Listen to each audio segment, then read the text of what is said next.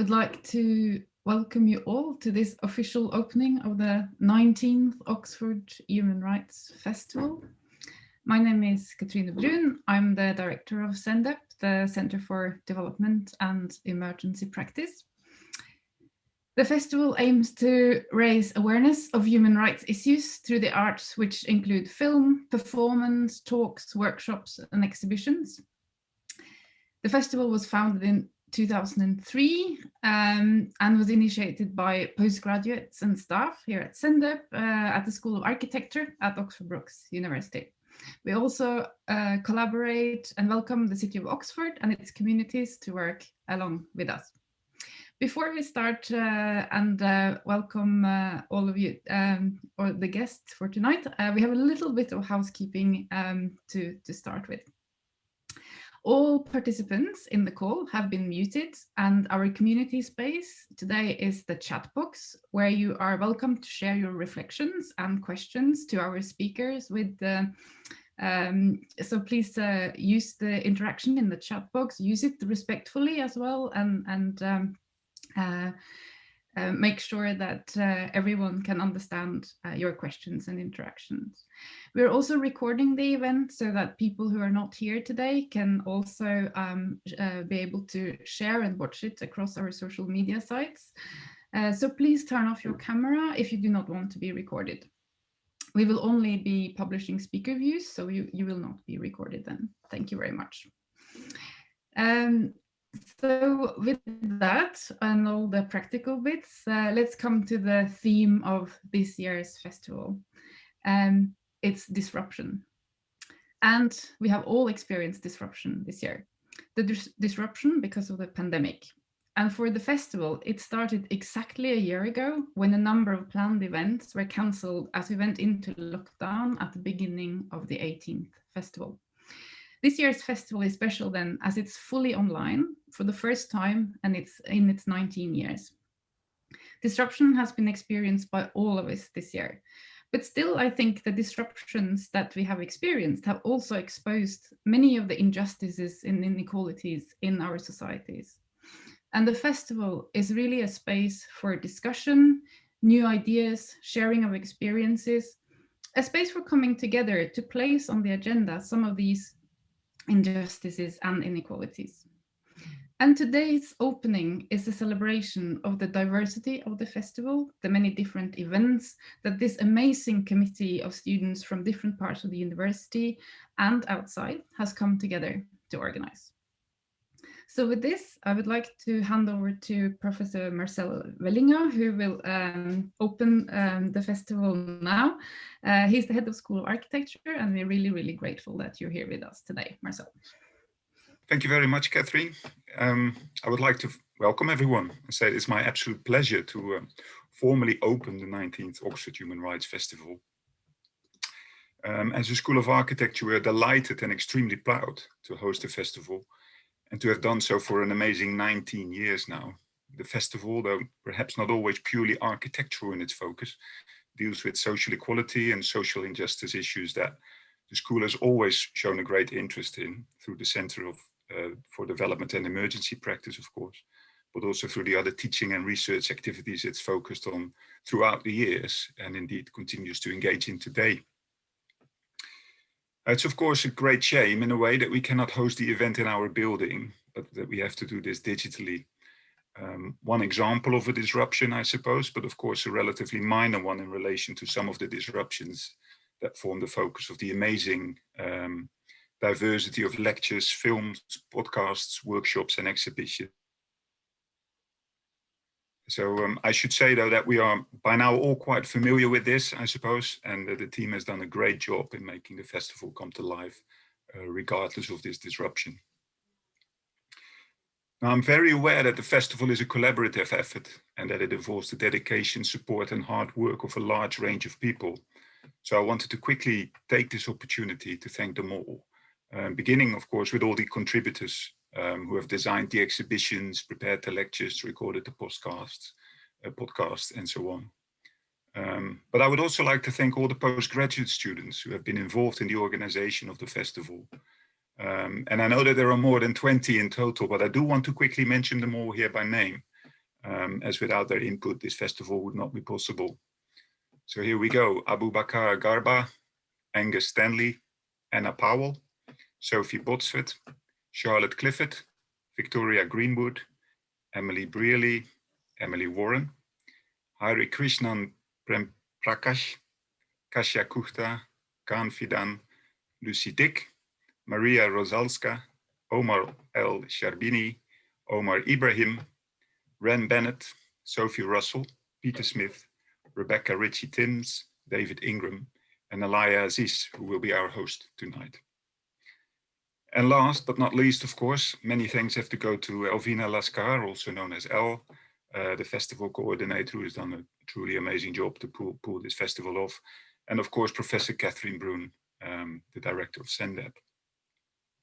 It's a truly amazing program, I think, that you have all put together, and I want to congratulate the entire team for making this happen. It was probably enough for me. I'll hand over to Alaya now, our host.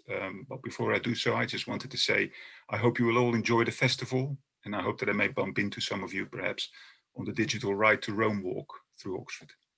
Thank you. Enjoy the festival.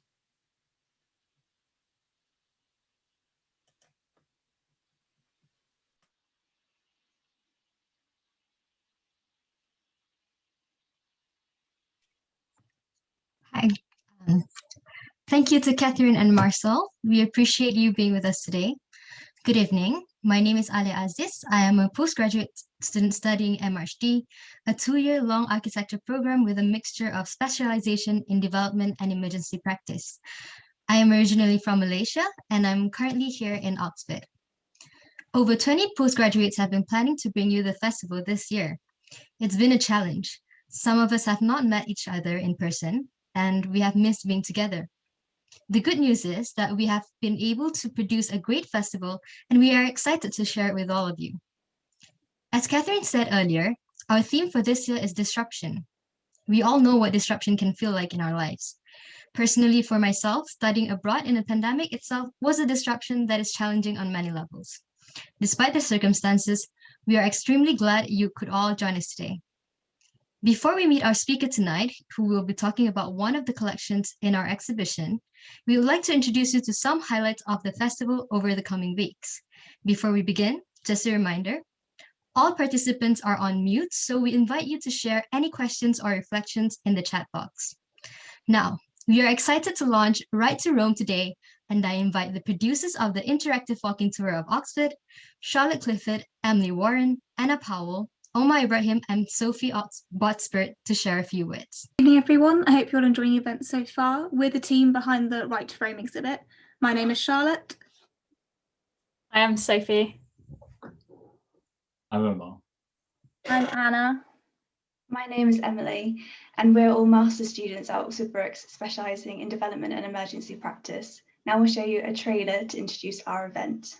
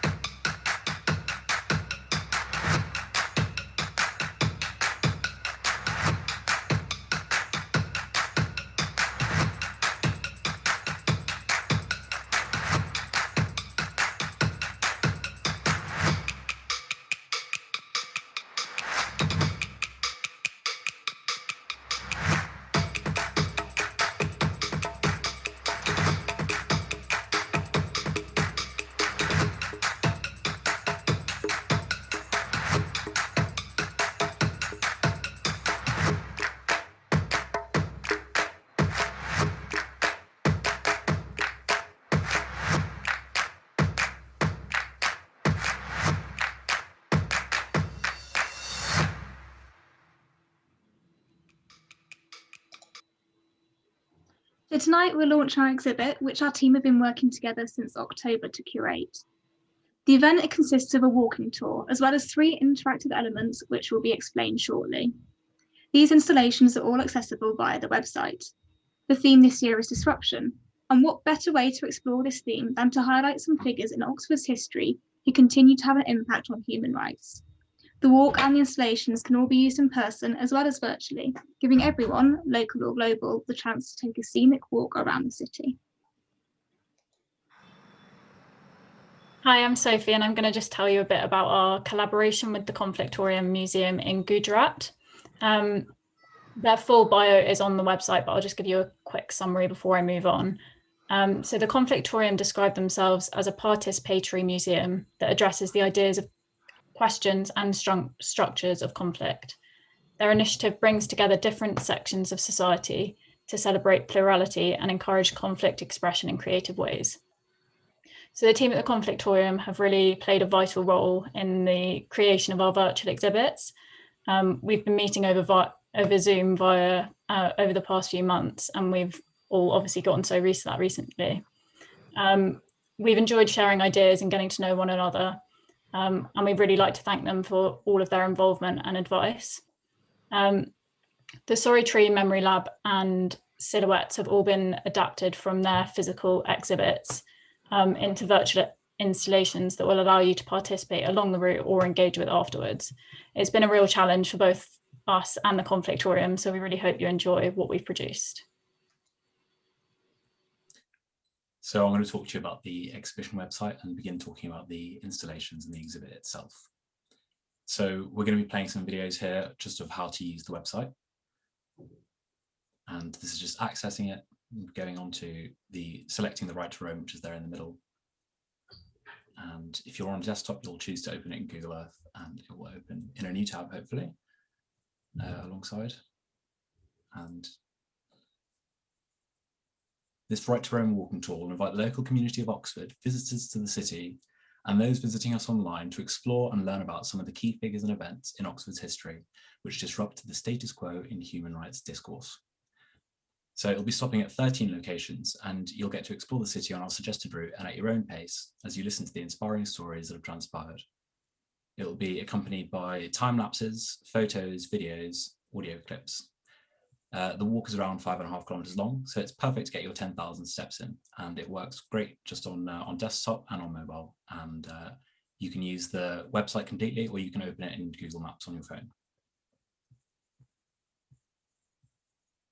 So next up is the Sorry Tree.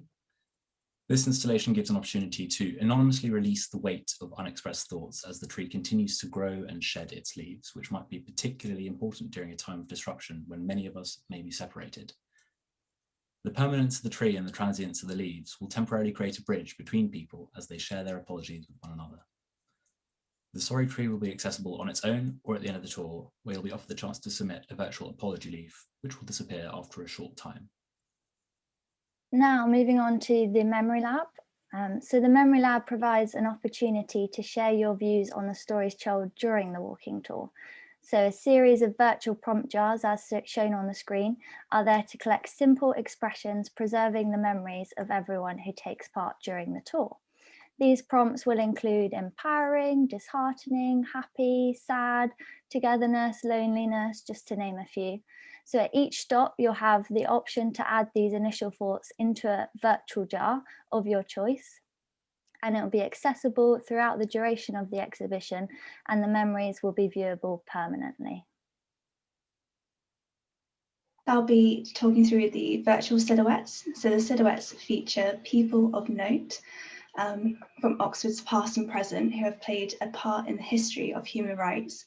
This includes inspirational figures as well as more contentious figures, the shadows of whose differences in thoughts and actions equally affect and inform our discussions today. Through the accompanying audio clips, we share a reflection on the influence they continue to have throughout our lives. This installation will be accessible permanently and can be found via the website and alongside the walking tour. So click on a silhouette to reveal the figure and accompanying audio and transcript. Sit back and listen to how these stories unfold. Thank you for listening. So get your walking boots on, whether that's virtually or otherwise, and enjoy learning about the history of Oxford in a new light. We'll be putting the link in the chat, so we hope you have a lovely rest of your evening as you hear more about the exciting events lined up. And I will now pass back to Alia. Thank you. Thank you to the producers of Right to Roam. I am very much looking forward to taking the tour, and I hope you all enjoyed as well.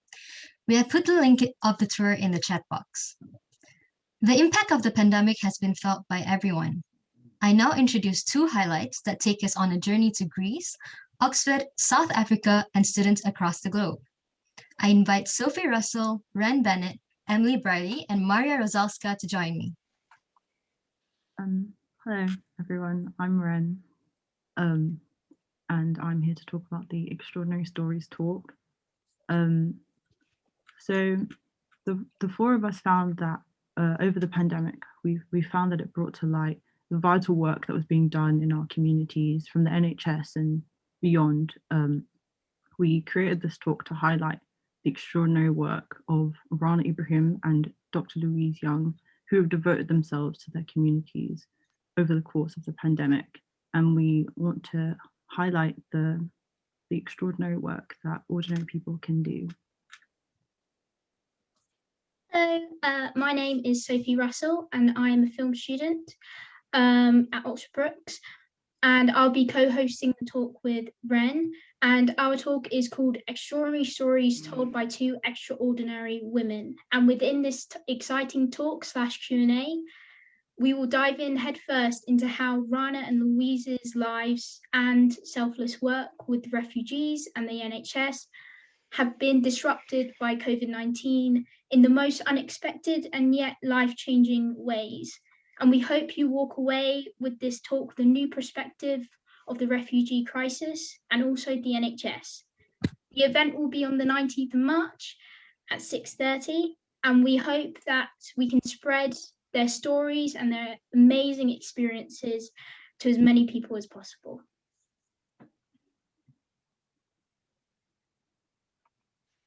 Hi guys, my name is Emily and I'm a third year university student studying film, and I'm here to talk to you today about Is Anybody Is Listening? Is Anybody Is Listening is an immersive session about students dealing with the disruption of coronavirus pandemic. Lockdown has been so hard for everyone, but time and time again, university students have been neglected by the media and only seen in a negative light. This event is designed to give them a voice.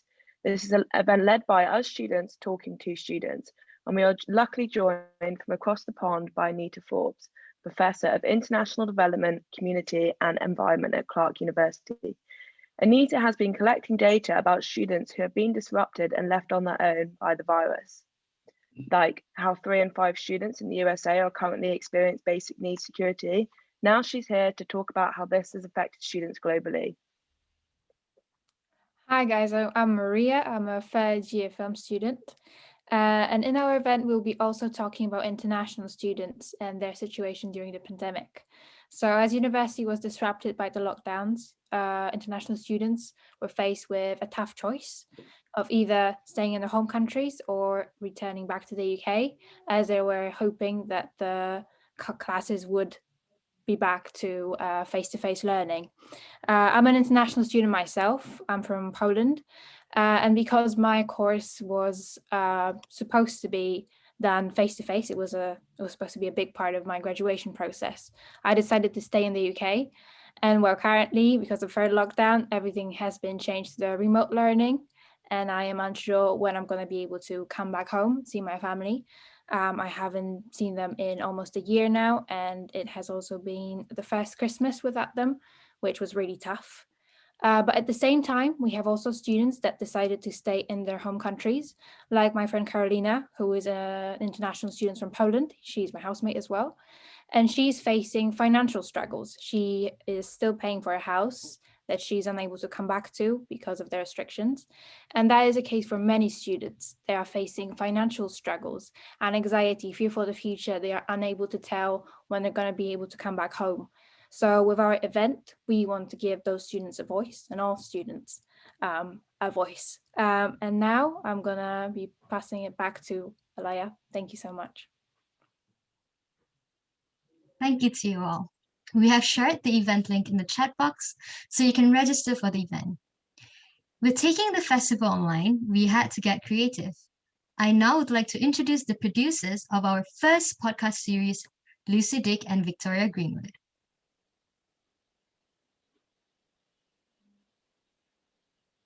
Thank you. Good evening, I'm Victoria Greenwood. And I'm Lucy Dick.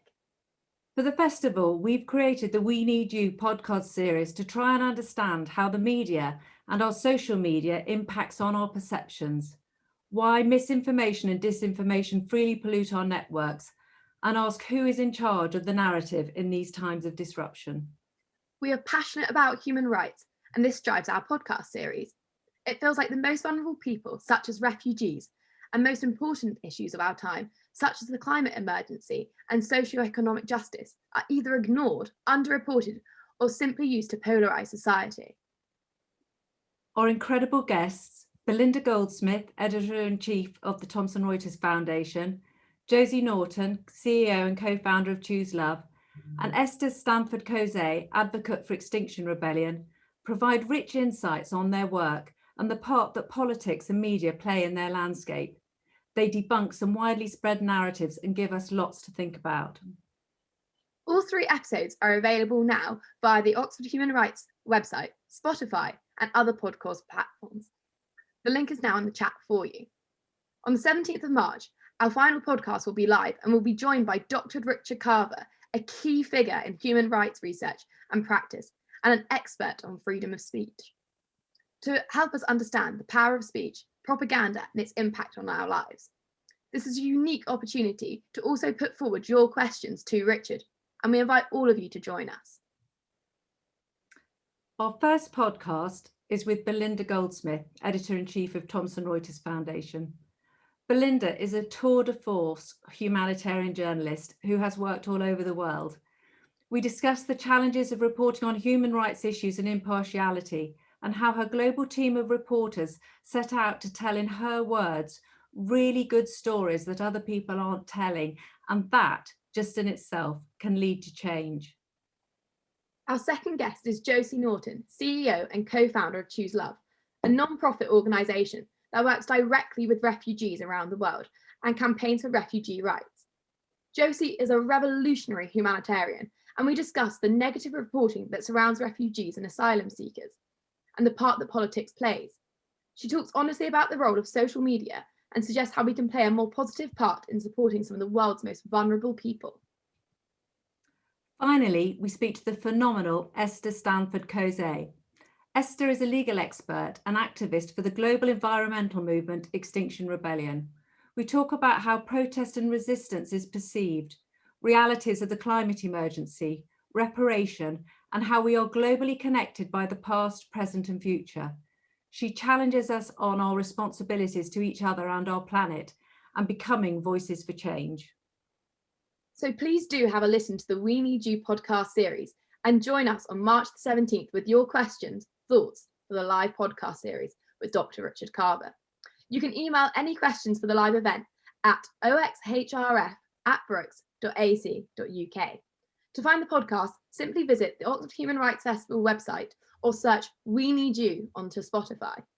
To sign up for the live event with Dr. Richard Carver, please visit the festival website. We look forward to seeing you there. I'll now pass back to Alia. Thank you to you both. We have put the link to the podcast series in the chat box. This year, we will also be showcasing a range of films for the festival. I invite Ren Bennett and Angus Stanley, the organizers, to give us an insight. I'm Ren. Angus and I have been working on our film events since September. The short film event that will be our first is a curation of films that we've chosen that represent different communities and identities from all over the world. And we hope to show you how you can push back against disruption in your lives and how you can be a force for disruption to make change.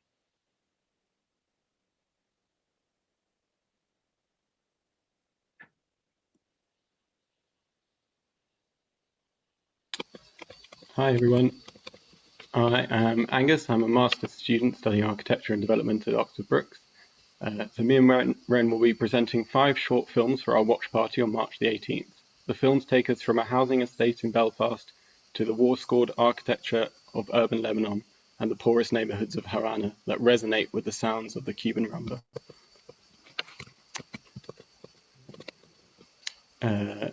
Examining the impacts of conflict, loss, gender disparity in Indigenous rights and class identity, the films focus on those disrupting the status quo through music and protest, and on those whose lives have been disrupted and profoundly changed. Then on March the 25th, we invite you to join us for a screening of Love Child, which offers a heartbreaking portrait of an Iranian couple who are forced to flee for their lives from Tehran, where their secret affair and illegitimate child are both considered crimes punishable by death. Together with their 4-year-old son, they take refuge in Turkey with dreams of a new life, seeking asylum of either Canada or the US. Intimately filmed over a 5-year period, so intimately you often forget this is a documentary, we follow their brave quest to be safe together as a family. And I'll pass it back to you, Alia. Thank you. Thank you, Ren and Angus. You can find the links to the film series in our chat box. We now move on to our exhibition. Due to the current circumstances, we had to pivot everything online, and this year we have had the help from volunteer Khan Fidan, a local to Oxford and a friend of one of our postgraduates. We welcome Khan to share a few words about the exhibition space. Hi, I'm Khan. I'm a kind of local software developer from here in Oxford. And yeah, I was asked to help out the exhibition. I kind of, all too often we hear a lot of stories about how tech is used to kind of, if anything, facilitate, human rights abuses. And something I'm definitely very interested in is, the opposite is how can we use tech to, help sort of lift people up. And so generally, I've been working with a few teams for this, and going in, we just had kind of I just came up with like a general design philosophy, something to kind of stick to while we were going through the process of making this. And essentially, first and foremost, we want context for all the pieces. Context is very important. We want kind of a person first design. And, we want to use the medium of web to its strengths. And kind of part of that is how could we take what we would usually take in as like a physical exhibition piece, and how can we make it work in a digital space? How can we kind of change it or work with it to make it as effective? And part of that and part of the design process has been really just kind of let the content speak for itself. Try not to get in the way. The content everyone has made for the digital exhibition and for the entire exhibition as a whole it's incredible. It's really good stuff. And so just let it speak for itself really was kind of one of the main philosophies going in. And it's been great working with everybody, so thank you very much. And I hope you all enjoy it, basically. And I'll pass it back to Alia now so she can get things moving. Thank you, Khan. The link to our exhibition is in the chat box. We now move to our guest speaker tonight, Shafiur Rahman. Shafiur Rahman is based in the UK and is an award-winning documentary maker. His interests are human rights, labor rights, trafficking, and the environment. His Rohingya films have been featured on CNN and BBC. In the last 4 years, he has been working on Myanmar and Rohingya-related journalism. We are delighted he could join us today to take us deeper into one of our online exhibitions centered around the Rohingya. Please put your questions in the chat box and we will relay them to Shafiur later in the Q&A session. Thank you very much. Thank you for this opportunity to address the launch of the Oxford Human Rights Festival, the 19th Oxford Human Rights Festival. I'm going to be talking about refugees, but specifically I'm going to be talking about Rohingya refugees from Western Myanmar. Over the last 4 decades, Rohingya have been subject to persistent human rights violations and repeated mass expulsions from the country. About 1 million Rohingya live in the refugee camps of Bangladesh, And I've been involved with them for 4 years now, and last year I held a photographic competition. And this evening I want to share with you my thoughts about that competition. Let me start screen sharing so that I can show you some of the images.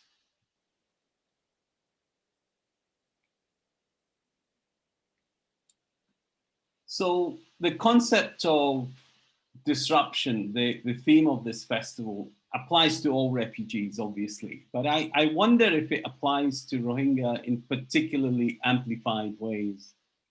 It applies to all refugees because they are forced to leave their country on account of war or persecution. This leads to completely uncertain and disrupted lives.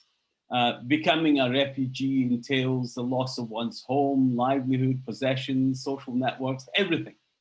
The world someone knows goes away when they make the journey out of their homeland. But let me come back later to why I say the Rohingya might be a special case in the modern world in terms of disruption. The initial idea to hold a competition came about because of the strict coronavirus lockdown in the refugee camps of Bangladesh. The idea was to get the youth in the camps to capture a snapshot of the times they were going through. Over a 4-month period, photographers who took part submitted around 1,600 images as testament of the lives of their fellow Rohingya.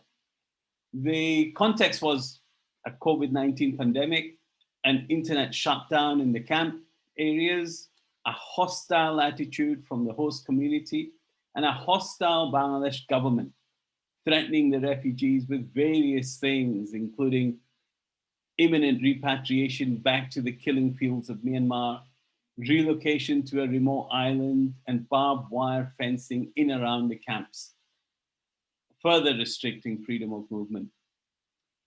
The images I received bear the burden of portraying all these issues. These are not photographs taken by professionals with professional gear. These are taken by people who are very interested in communicating their lived experience into something noble for us, so that we gain some access to that moment and so that we might witness it with them and perhaps do something about it, whatever that might be. And that is why these photographs are important. They benefit from the lived experience of the photographer who is there to decode his or her landscape for us to behold. So within these images are the concerns of the young refugee men and women who captured them. Only they can tap into the backstory of each and every image. An outsider, I don't believe, can do that. The bulk of the photographers who participated are new arrivals in Bangladesh. That is to say, after August 2017. They are learning to live with two astonishing and tragic sets of circumstances. First, that which befell them in August 2017, a full-scale military onslaught resulting in the deaths of thousands, burnings of villages, butchery of women and children, and the destruction of all that they knew. Second, a very, very harsh refugee camp system. Things we take for granted: food, clean water, education, work, freedom of movement are extremely limited, and intentionally so. The refugee camps are undeniably a refuge, but at the same time, they are a refuge in name only. Whilst there's no order to the photographs in the exhibition, if I can select this image that you can see by Abul Kalam of Akutapalong Fire as the opening image, then this is a reminder of the maelstrom the Rohingya find themselves in. There really is no clear path forward. And all around them is grave peril. Similarly, all the images in the exhibition give an account of the social and political geography the Rohingya are facing. It's precisely these difficulties and these challenges that demonstrate for me their compelling strength and resilience in the face of what can only be described as suffocating uncertainty. Photography can, of course, address issues of identity. Rohingya identity is complicated by a highly painful and discriminatory apartheid-like past. And their lives now are rigidly controlled, pockmarked by unemployment, lack of education, lack of livelihoods, lack of healthcare. The disruption they experience is not just loss and grief, but also the culture shock of having to live in plastic and bamboo shelters, of adjusting to monthly rations, a third-class status, and of often dangerous camp conditions, both environmental and human. All in all, an entirely new set of traumatic experiences in the camps.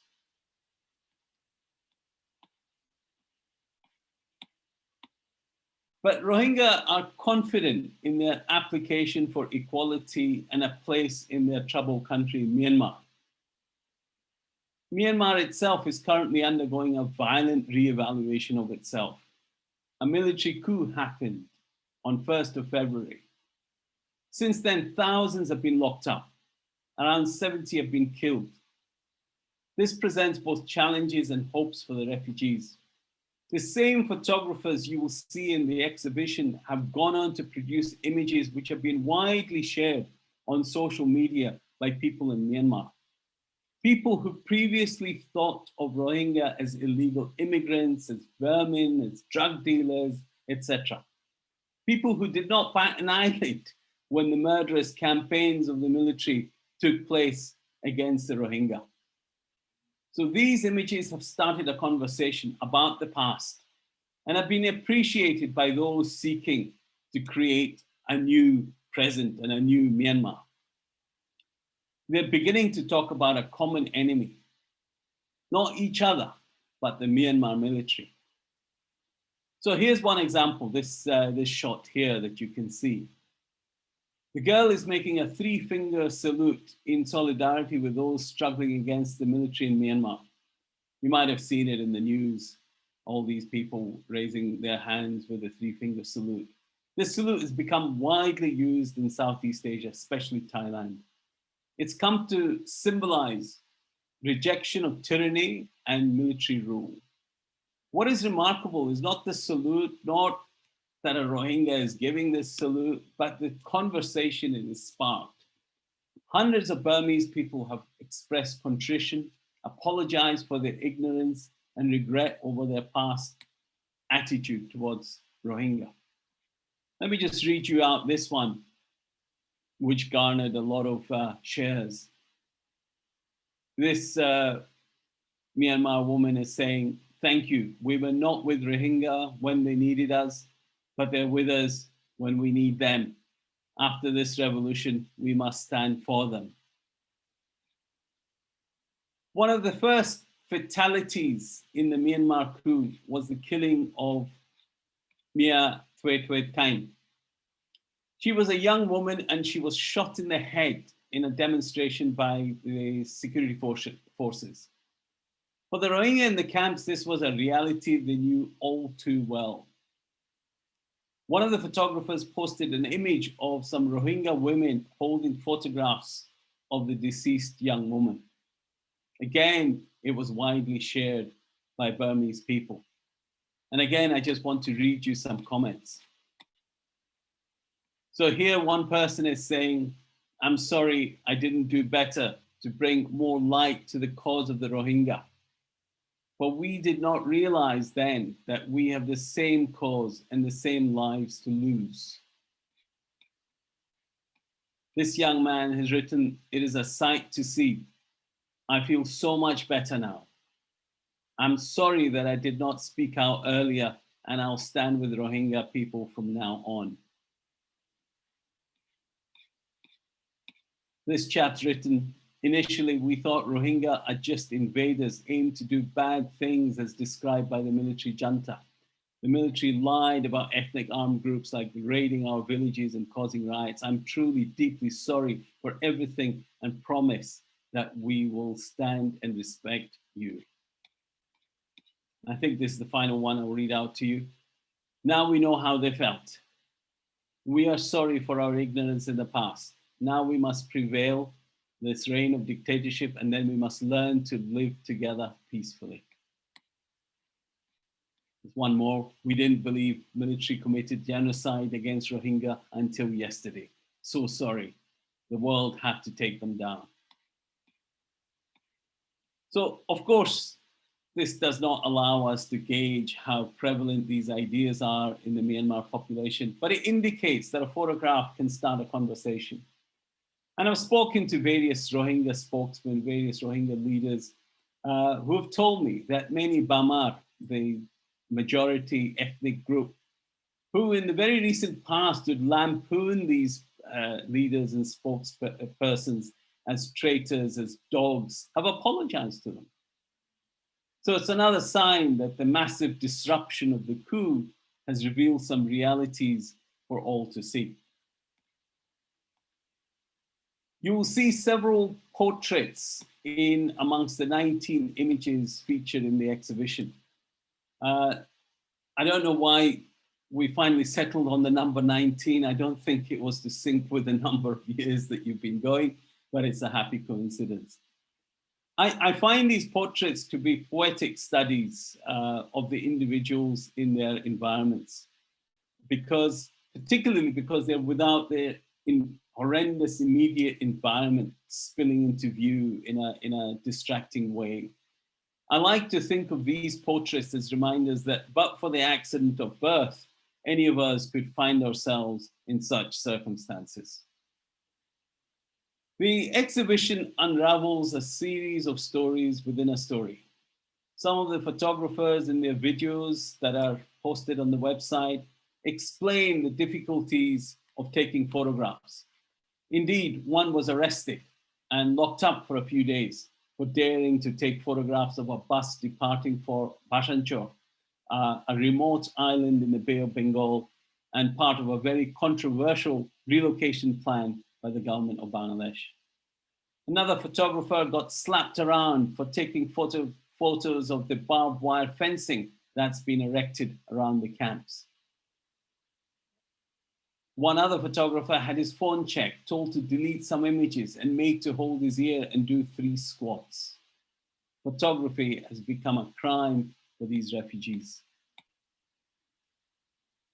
I said at the beginning that the concept of disruption applies particularly to Rohingya refugees.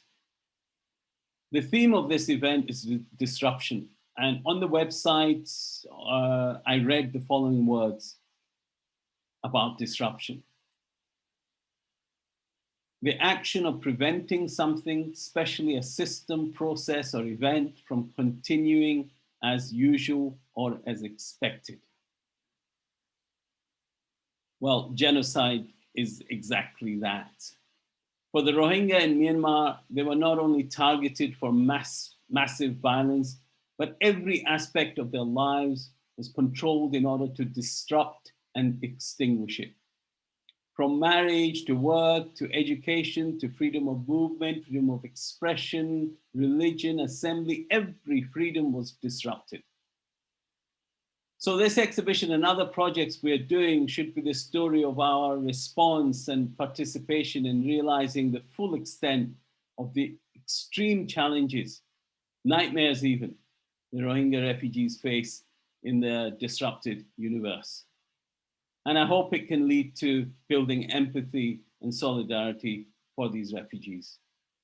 Thanks very much. Thank you, Shafiur, for that interesting presentation. We will now proceed to the Q&A session. So we've got a couple of questions here. The first one, what can we do to support the refugees and help their situation? Well, that's a very difficult question. I think the refugees are somehow insulated from outside help, no matter how much people talk about what their what they're experiencing and how they're suffering. It doesn't seem to work on the powers that be. And I don't only mean the government of Bangladesh, I also mean the large multilateral institutions that look after refugees. To me, I think for me, the main thing is refugee rights. And the large multilateral institutions have gone away from the concept of refugee rights. They're just interested in providing emergency shelter, emergency food, looking after them, sanitation, this, that, and the other. Rights is something they don't want to even think about, talk about. The Rohingya refugees in Bangladesh are refugees in name only, in the sense that they don't have refugee rights. Bangladesh does not recognize these refugees as refugees. So to stick up for their rights, to campaign for their rights, I think is the best way to help refugees, whether they be in Bangladesh or elsewhere. Thank you. The next question is, with the pandemic, how has the situation for the Rohingya changed? The predictions for the pandemic were really dire because the congestion in the camps is something to behold. I believe some statistics exist, and really they're kind of magnitude, orders of magnitude more than congested cities in the third world, etc. So the predictions were dire for social distancing. And of course, the conditions in the camps don't really lend themselves to hand washing and to be distant from other people or even family members. Each shelter is extremely small, and all the shelters are packed in closely to each other. So it was really a very concerning issue when the coronavirus pandemic spread throughout the world. Also, the Cox's Bazar region of Bangladesh is a very poor one. And the preparedness of Cox's Bazar was called into question. How prepared is this entire region if the pandemic hits the camps? So the Bangladesh government really locked it down hard. NGO activity was curtailed by about 80%, meaning that essential schools, for example, were closed. Well, not schools, they're called learning centers, they're informal. They were closed. NGOs carried out all sorts of functions, including water supply, rebuilding homes which are in need of repair, tube wells, etc. All that halted, cleaning of latrines, and all of that kind of slowed down or halted entirely. But one successful outcome of this serious lockdown is that infection has been controlled. And there have been, to date, only 10 deaths. And yeah, so that is something to be positive about. The third one would be, do you think that images can be more powerful than words? Well, as I'm organizer of the photography competition, obviously my answer is going to be a little bit biased. I think it's important to realize that photography is a limited medium. I'm not going to say that photography is more important than words. I think photographs play a role in it, but I think what we have to understand is the reason for these photographs is that they come from the Rohingya photographers. They're telling their own story, and that's the important message here, that they are able to describe their political and social circumstances themselves. They're not doing it through the medium of these big organizations, Reuters, Getty, AFP, and so on. who send their photographers in, they click away, they upload them, and it's done and dusted. Sorry if I appear a little bit dismissive of their attitude, but I have experience of this kind of attitude. So the importance is that the photography is being done by Rohingya refugees, and they're telling their own stories. That's what's important here. The next one would be, social media seems to be a vital tool to get voices out there. So has it helped empower the Rohingya? Social media and the Rohingya have had a very uncomfortable relationship. In Myanmar, Facebook was an instrument of their oppression. Facebook was used by the baddies, if you like, to round up Rohingya, kill them. So it's had a very problematic role in Myanmar, for sure. I think within the camps, social media is very important for the Rohingya. That's why it was extremely difficult for them during the internet ban. They use it to communicate with their families. Remember, Rohingya are refugees. They're dispersed all over the world. They don't just come to Bangladesh. Some of them try to go to Malaysia. Some of them try to go to Thailand. Some of them try to go to India. Some of them try to go to Saudi, etc. They try, and social media was used to connect with other family members. So the importance of social media is definitely has to be recognized, but it has had a double-edged kind of history to it. The next one, why did you choose to do a photography competition? Well, I'm a documentary filmmaker. I deal with images, and during my walks in the camps, people would come up to me and say, "Well, look, take a look at this." They would show me their smartphones, and they would say, "What do you think of this photograph?" and so on. And so I knew that was tremendous kind of enthusiasm for photography, tremendous enthusiasm for them to relate to the world what they're seeing, what they're witnessing. Look, in this competition, people took risks. I described some unfortunate incidents that took place, but there were other cases. For example, a whole boatload of trafficked refugees were brought in to Bangladesh, and they'd been on this fishing vessel for I think I can't remember now, but I think for 53 days, unable to wash, unable to eat properly. Many have died on the journey, and so on. So they were brought into a holding compound in order to assess them for COVID and other medical checks and so on. One of the photographers who was within the medical team felt it so important for him to capture it and send it to the competition for us to upload on social media that he risked his job by taking these photographs. So I think, yeah, I think that kind of answers your question, that this is how significant it is. Yeah, and also relating back to earlier about where a picture speaks 1,000 words. I think it's also very important to be able to convey the feelings and message just through the picture. Absolutely, yeah. The next one, could you speak to the importance of self-representation to photography with Rohingya, particularly given Myanmar's denial of their self-identification? Yes, I think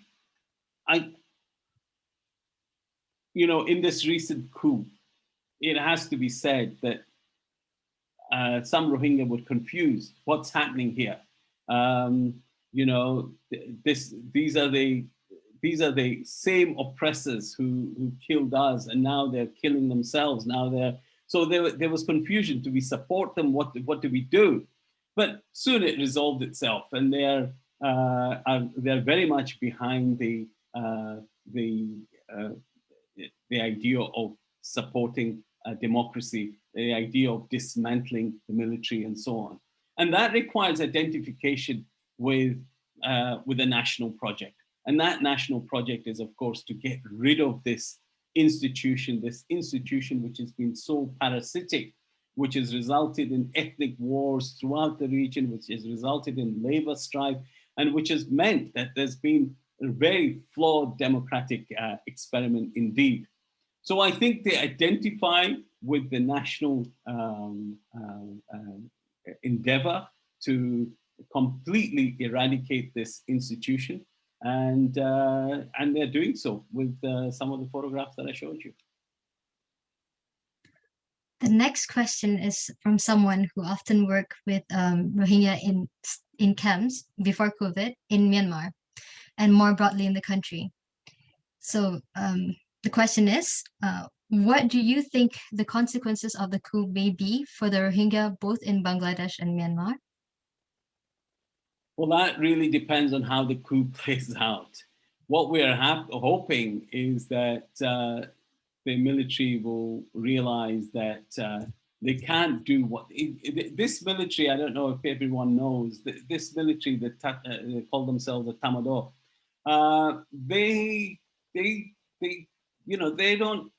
They don't hold back. I mean, in 1988, in 2007. They let loose and thousands of lives were lost. But in this day and age when everyone is uploading to the internet, where the massacres, where the killings are being live streamed, I don't know if you've seen my Twitter stream. It's a very difficult thing to see, and it's full of dead bodies and so on. So I just think that this military has to recognize that the game is up. It's been condemned by the UN. It's hopefully other countries will come out stronger than they have. So far, there have only been sanctions, there have been arms embargo, but they have enough arms to deal with the population as it currently exists. So I think hopefully the democratic movement, I don't see it running out of steam. I see the workers at the forefront of this. I see Generation Z at the forefront of this. I think they, despite the arrests, despite the killings, they've continued to come out on the streets and oppose this military rule.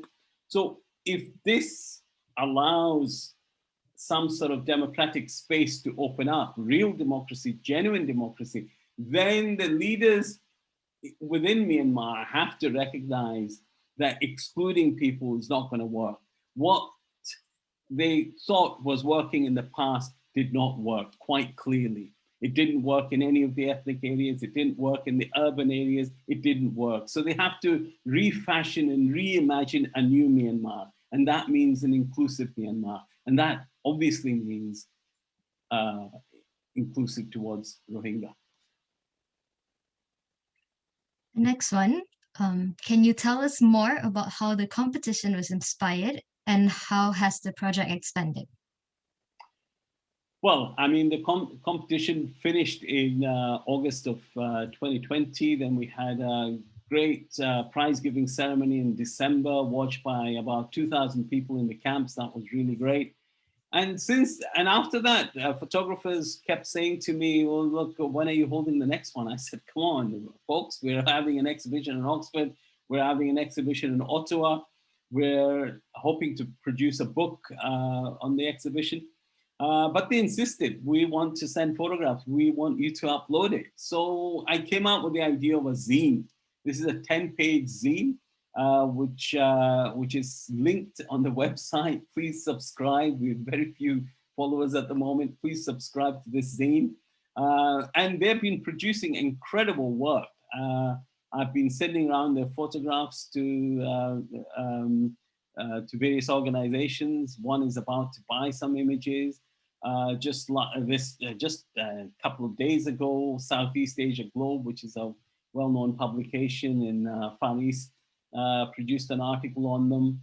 Then another photographer who sadly is in this remote island where Bangladesh has relocated Rohingya refugees to, he produced some fantastic shots which have appeared in The Guardian. So without a doubt, the talent is there.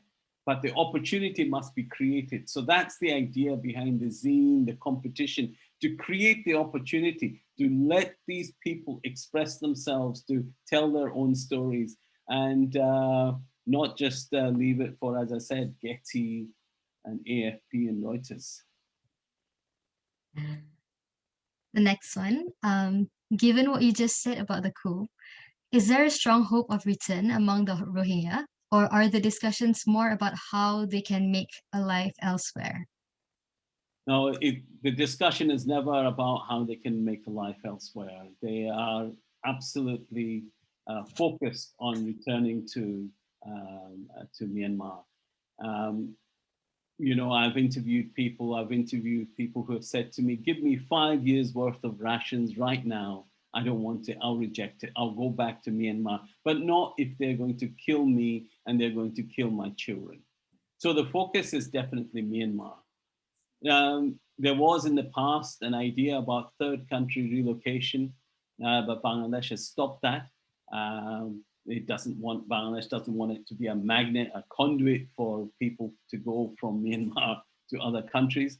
But no, I mean, politically speaking, emotionally, in every sense, they love their country and want to go back to Arakan, to Rakhine State, where they had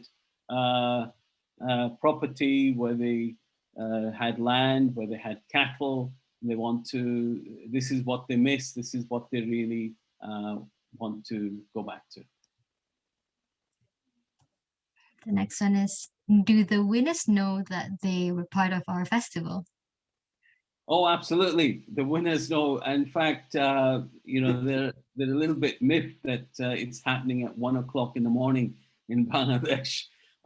So they definitely know. They are very much, they're all on social media. I think some of them are following OXHRF on Instagram and on Twitter. And I think for them to have any kind of international kind of exposure, coverage is a lift. And they want, and this inspires them, and it should do. Their work speaks for itself. And I'm really sad that it's only 19 images. I'm really sad you can't show more because of various space limitations and so on.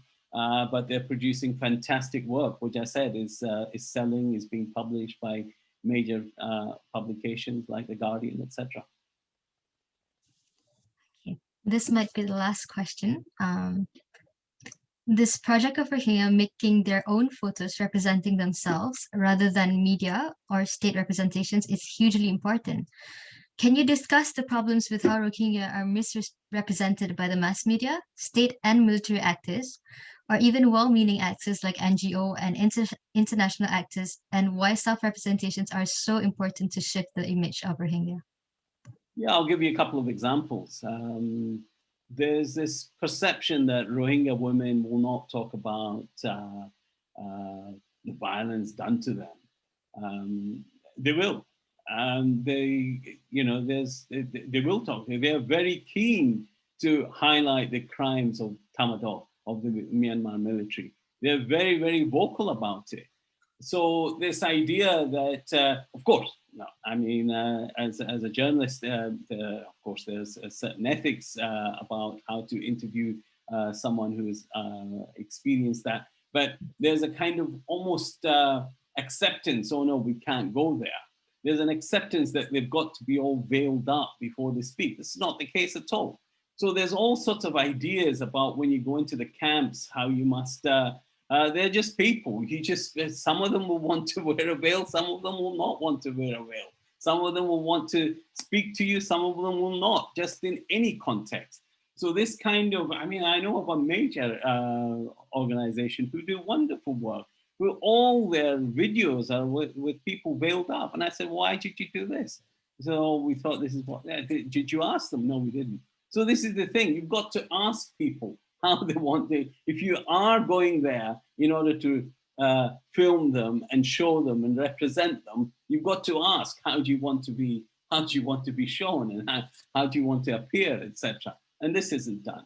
So that's why it's extremely important. In terms of the Bangladesh media, yes, absolutely. The Bangladesh media also manipulate the Rohingya.